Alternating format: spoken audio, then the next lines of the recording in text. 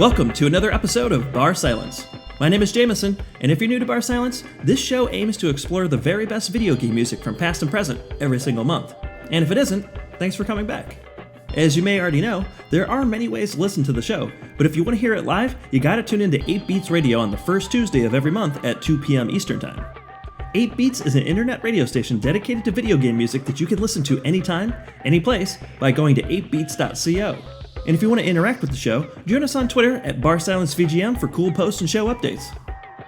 This month, I'm proud to announce that we're joining a massive video game music podcasting event with over 20 different shows called the Masters of VGM. You can follow the Twitter account, Masters of VGM, for updates all month long, or join the conversation using the hashtag Masters of VGM. The general idea to celebrate this event is that every show participating is going to focus their episodes this month on who we all think are the very best composers in the world of video game music. To make things special for this show, you're going to get 2 episodes of barSILENCE that'll be focusing on my selections of who I think are masters of their craft. I'm breaking my choices into 2 sets to better feature the music from these composers, and I think you're really going to enjoy them. We opened the show today with BGM 2 from Super Bomberman 3 for the Super Nintendo for our first selection as a master of VGM, Jun Chikuma. Her career in video game music started in 1985 when Hudson Soft released the first Bomberman game for the NES. She has composer credits in over 19 separate Bomberman games, and over 32 total video games that were all released between 1985 and 2007. Her portfolio, outside of the Bomberman games, includes Adventure Island, Doraemon, Xanadu, as well as Military Madness. So while the majority of her career was focused on the Bomberman series, it's the variety of genres and the expansion of what video game music really was that makes her work stand out. Now, regarding the main theme of the Bomberman games, that catchy tune was established in the very first game. It's a perky little earworm that's quick to get stuck in your head. Here's what that sounded like.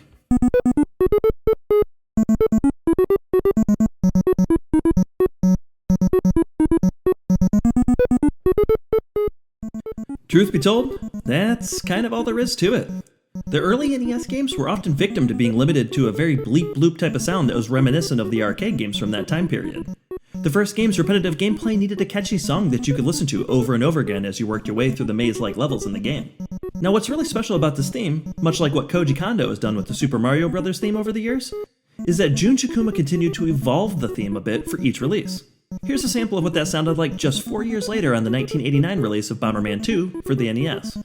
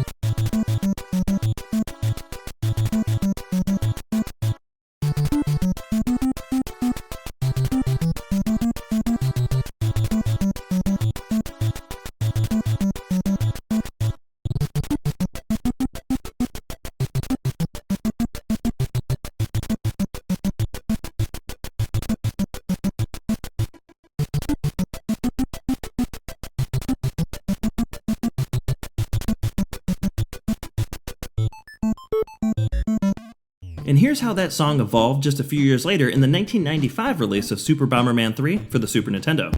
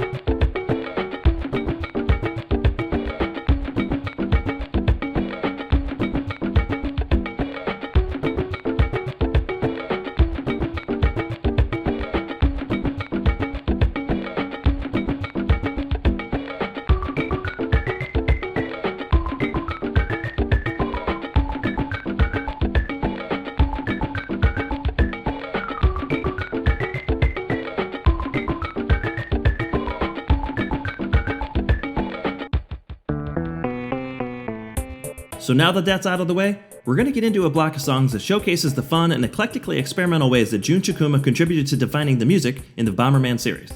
First, we're going to hear Password from Super Bomberman 3 for the Super Nintendo, and then we're going to hear battle game music from Saturn Bomberman for the Sega Saturn, followed by Password Screen from Bomberman World for PlayStation 1, and finally we're going to hear Staff Roll that was on Saturn Bomberman to round things off.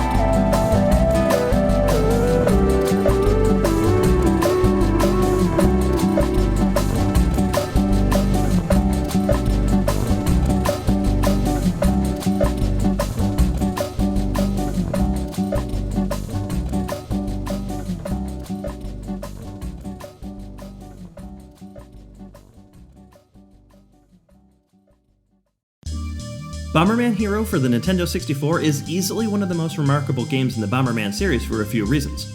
First, this game changes up the formula and puts Bomberman in an action game role this time, and to date remains one of the only games in the series that's truly a 3D platformer.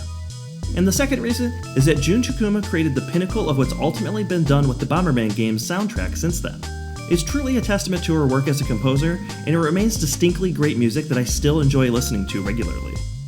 Now, while other games have had specifically techno or electronic music soundtracks in the past, much like Yuzo Koshiro famously did with the Streets of Rage games, Jun Chikuma created an excellent soundtrack that feels intentional and well-crafted using club music of the time period that included the heavy bass and fast breakbeats of drum and bass, the dub and hip-hop influences of jungle, as well as the ravey influences of acid house, and combined them into a perfect futuristic sound that pairs well with the game's planet-hopping story mode. So for this final block of songs, we're going to hear 3 tracks. Underneath Us Now is an unknown track that I found on the game rip, which I'm unsure of whether or not it's actually in the game.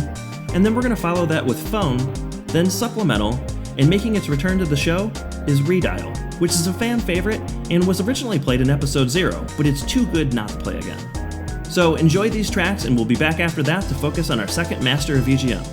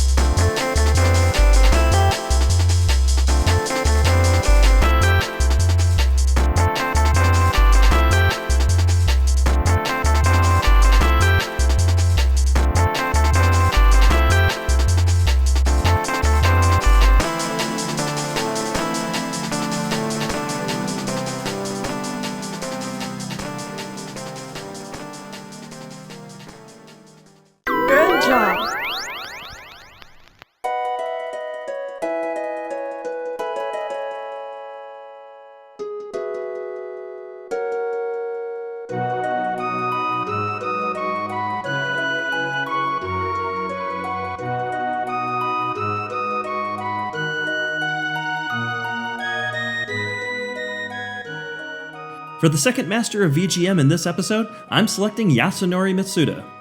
In 1992, at the young age of 20, he began working for Squaresoft as a sound engineer on games like Final Fantasy V, The Seventh Saga, Secret of Mana, and Romancing Saga 2. And after just a few years with the company, he decided he was ready to move up. Yasunori Mitsuda, in a bold move, went to then Square Vice President Hironobu Sakaguchi and threatened to quit unless he was able to compose for a game of his own.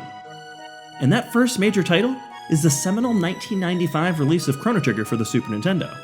That's right, his first soundtrack is easily one of the very best of the 16-bit era, and still to this day is an absolute masterpiece of video game music.